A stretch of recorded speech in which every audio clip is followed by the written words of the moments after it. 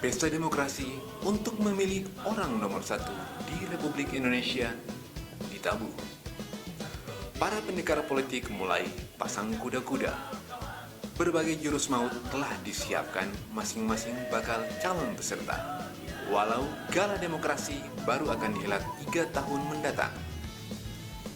Sejumlah nama mulai mewarnai bursa bakal calon presiden Republik Indonesia untuk periode 2024-2029. Itu menyusul Presiden RI Joko Widodo dipastikan tak maju lagi pada pemilihan presiden mendatang.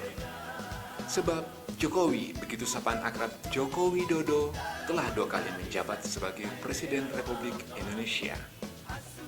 Di negara Kesatuan Republik Indonesia, Presiden dan Wakil Presiden tak bisa menjabat lebih dari 2 periode.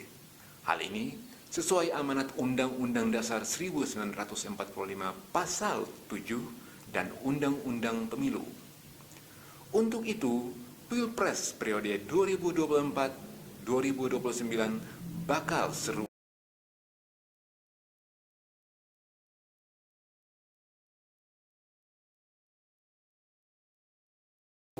Menyusul tak ada incumbent atau petahana sebagai kompetitor. Makanya, beberapa nama mulai mencuat dan menjadi buah bibir di masyarakat. Bahkan, sejumlah lembaga survei telah merilis tingkat elektabilitas para tokoh tersebut. Semisal Prabowo Subianto, Anies Baswedan, Puan Maharani, Agus Harimurti Yudhoyono, Muhaimin Iskandar, Airlangga Hartarto, Ganjar Pranowo, Erick Thohir, Mahfud MD, Susi Pujastuti, Gatot Nurmantio, hingga Muldoko. Tapi, ada satu tokoh yang menjadi perhatian publik, yakni munculnya nama Luhut Binsar Panjaitan. Luhut yang lebih dikenal dengan sebutan LBP tak dinyana bakal bergabung dengan para tokoh bakal calon presiden lainnya.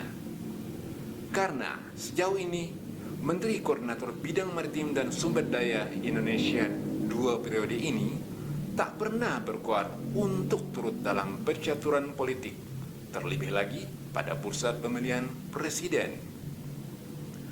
Luhut yang sering disapa Opung ini memang digadang-gadang sebagai figur paling pantas melanjutkan program-program pemerintahan Jokowi. Sebab dengan jabatan yang tengah mendekat kepadanya, tak sedikit beban tugas yang dipikul Opung. Misalnya dengan merebaknya pandemi coronavirus disease atau COVID-19 di Nusantara. Opung diberi tanggung jawab penuh untuk mengantisipasi dan meredam laju wabah mematikan itu. Tentunya untuk mewujudkan Indonesia sehat dan bersih dari corona, sebuah tugas yang terbilang cukup berat. Walau begitu, semangat Opung LBP tak surut. Badai protes dan cemoohan dari sejumlah elemen atas kebijakan pemerintah terkait pandemi COVID-19 yang mengarah ke Opung justru bagai tambahan energi baginya. Opung malah lebih giat dan bekerja keras untuk menjawab keraguan sejumlah elemen masyarakat tadi. Dan terbukti, laju wabah corona perlahan mulai surut. Nama LBP lantas bersinar. Namun itu hanyalah salah satu contoh dari sepak terjang Opung. Opung yang purnawirawan Jenderal TNI ini memiliki seabrek track record baik. Sebagai Menteri Koordinator Bidang Maritim dan Sumber Daya Indonesia, sejak 27 Juli 2016, lulusan terbaik Akademi Militer Nasional Angkatan tahun 1970 ini telah banyak memberikan kontribusi terhadap negara. Tak sedikit investor yang telah diboyongnya. Dan investasi para pemodal asing boleh dibilang cukup fantastis. Masuknya para investor tak lebih hanya untuk menyejahterakan rakyat. Sebagian besar pengusaha asing kelas kakap yang menanamkan modalnya di Indonesia merupakan hasil lobi-lobi LBP. Suami Devi Simatupang ini memang cukup menarik perhatian publik. Tak hanya di Indonesia, nama peraih penghargaan Adi Makayasa di tahun 1970 ini cukup dikenal di negara tetangga dan negara-negara sahabat. Lelaki kelahiran Simargala Huta Namora, Silayan Toba Samosir, Sumatera Utara 28 September 1947 nan silam ini, pada kepemimpinan Presiden Jokowi, Opung memulai karir sebagai Kepala Staf Kepresidenan dan lantas menjadi sebagai Menteri Koordinator Bidang Politik, Hukum, dan Keamanan.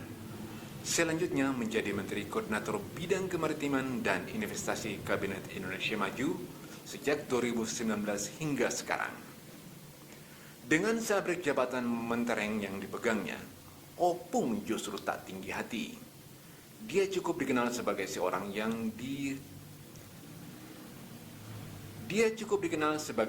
yang dermawan. Tercatat di tahun 2001, dia membangun yayasan dan sekolah untuk masyarakat yang membutuhkan. Yayasan Del yang didirikannya bergerak di sektor pendidikan, teknologi, kesehatan, kemanusiaan, dan membangun panti asuhan. Del juga memberikan program beasiswa tanpa membedakan status maupun golongan. Selain Del, Opung LBP juga mendirikan Yayasan Luhur Bakti Pertiwi dan Yayasan Lingkar Bina Prakarsa. Luhur Bakti Pertiwi telah melahirkan 250 alumni generasi muda berjiwa pimpinan. Luhur Bakti Pertiwi telah melahirkan 250 alumni generasi muda berjiwa pemimpin, berintegritas tinggi dari 23 provinsi. Sementara Yayasan Lingkar Bina Prakarsa sebagai lembaga independen dan non-partisan untuk menjadi pusat studi kebijakan dan pendampingan strategis.